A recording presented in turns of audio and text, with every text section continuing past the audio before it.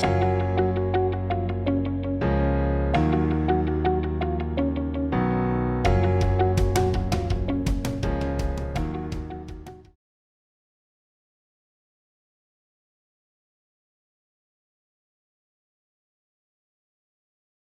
this video presentation, we'll look at the visual approach and landing for the Cessna 150M and discuss the stabilized approach criteria. Visual approach can take many forms depending on traffic, ATC, weather, noise abatement procedures, and more. In our example, we will consider a typical entry onto the downwind leg of the traffic pattern as shown here. Pilots will need to be able to adapt this profile to their specific situation.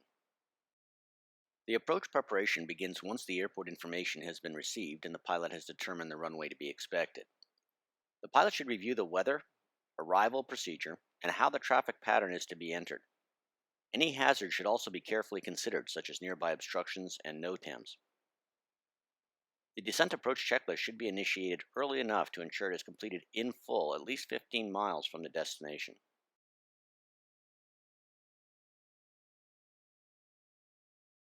As you near the airport area, complete the before landing checklist items down to the line. The remaining two items, which include the carburetor heat and flaps, will be addressed once the aircraft begins the final descent to landing. The aircraft should join the traffic pattern in a clean configuration at 80 to 85 knots indicated airspeed.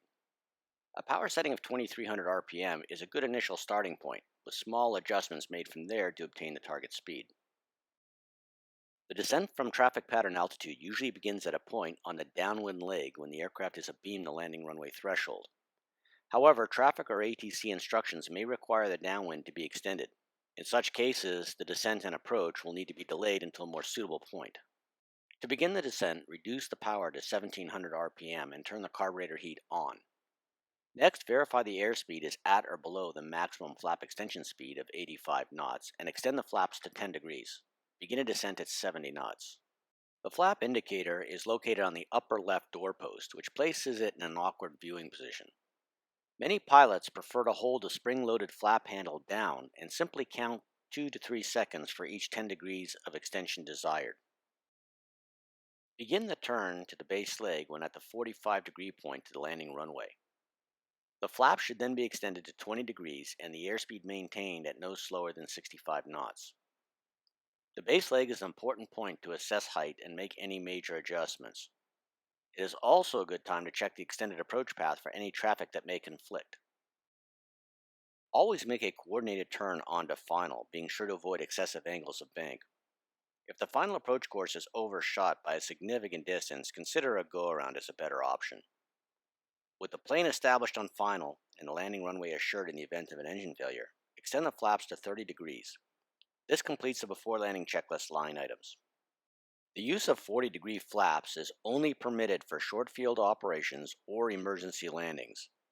The significant drag created by 40 degrees of flaps on the Cessna 150 can reduce go-around performance and make a climb impossible should the pilot be unable to retract the flaps due to a flap motor failure or other malfunction. A final approach speed of 60 knots is appropriate when using a flap setting over 10 degrees. For approaches with 10 degrees or less of flaps, the final approach speed should be increased to 65 knots. In windy conditions, a reduced flap setting and increased approach speed will give the pilot more controllability at the expense of increased landing distance.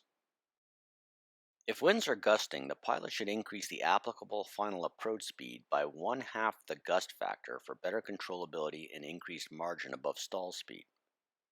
For instance, if the winds are reported at 9 knots, gusting to 15 knots, the pilot would add 3 knots to the approach speed. The last and most important topic of this presentation is the stabilized approach. The NTSB accident database is filled with reports involving pilots who try to save a faulty approach only to wind up damaging the airplane, or worse. A stabilized approach is one of the most important aspects of a successful landing, and something each pilot should incorporate into their standard procedures, no matter what type of aircraft they fly. A stabilized approach refers to one in which all of the following parameters are met without exception. Number 1, the aircraft is configured for landing, meaning the flaps and landing gear are set. Number 2, the aircraft is aligned on the proper glide path and on the runway center line with no drifting. The approach speed is within plus 10 knots and minus 5 knots of the target VREF. 4. There is no excessive sink rate required to land within the first 1/3 of the runway. And finally, no excessive pitch, bank, or power inputs are required to complete the approach to landing. For light general aviation airplanes like the Cessna 150, all stabilized approach criteria should be met by 200 feet above the landing runway, unless terrain or other factors require a higher altitude. If one or more conditions of the stabilized approach criteria are not met by that point, a go-around should be initiated as the safest course of action. This concludes the normal approach and landing discussion. Let's head out to the airplane and see it in real time.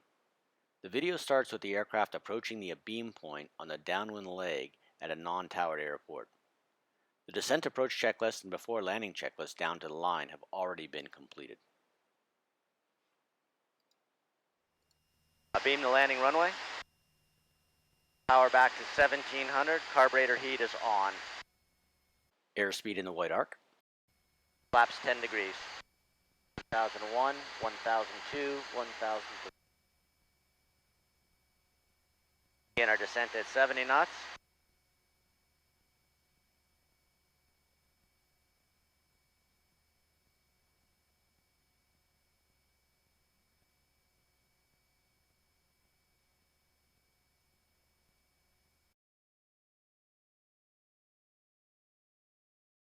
Turning base legs 70 knots. 10 degrees of flaps.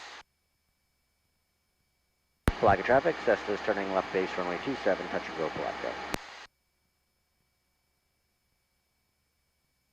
Flaps 20 on base, 1, 2. And we'd like to slow to 65 knots here.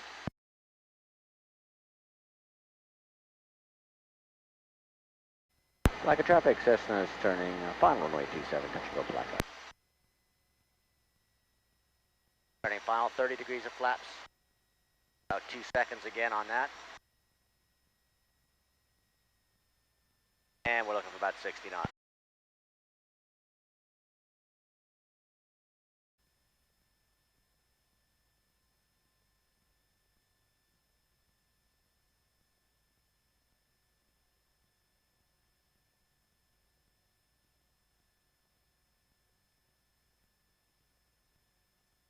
"200 feet stabilized."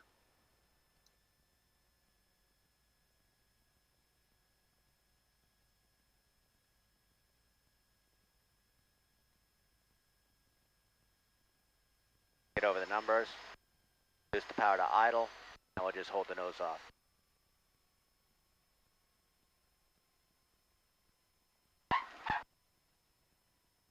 Let the nose down. When the aircraft is taxied clear of the runway, the pilot should perform the after landing items. The order is almost identical to the before takeoff line items and should be performed in a logical sequence as shown here.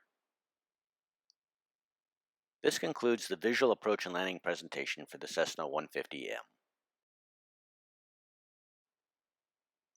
This has been a presentation of TimeBuildUSA. TimeBuildUSA offers exceptionally clean late model Cessna 150 aircraft to pilots for extended rental periods. Now you can have access to your own aircraft for days or weeks at a time. Visit us online at TimeBuildUSA.com.